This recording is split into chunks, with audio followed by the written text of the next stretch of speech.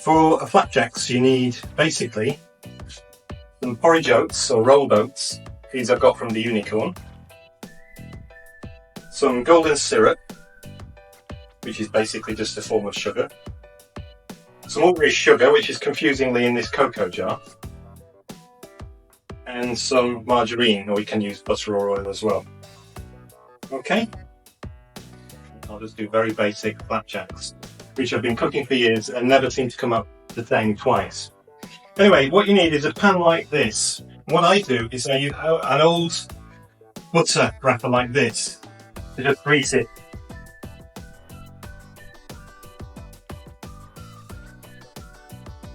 Used to use these when I was a kid for when we went to the slides in the park to make them go faster. You basically need 16 ounces of oats. That's 1 pound of oats. So I'm measuring that out.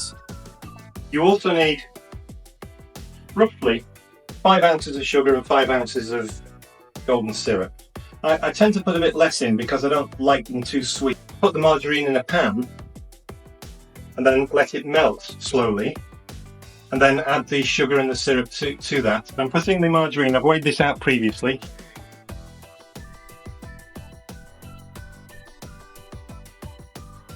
As you can see, the margarine's all melted now, just over very low heat, and then you turn it off. It's, by the way, it's 10 ounces of margarine, about the same amount of sugar and golden syrup will go in it, so I'll throw those in with it. Mix all that in so that dissolves, and then you throw in the oats.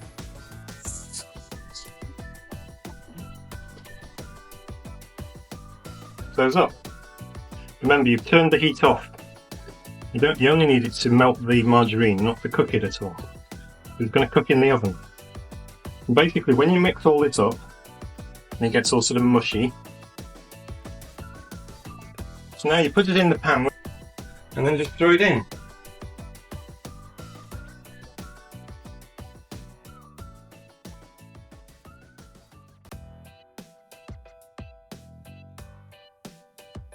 Get it into the edges and have it reasonably the same thickness, obviously.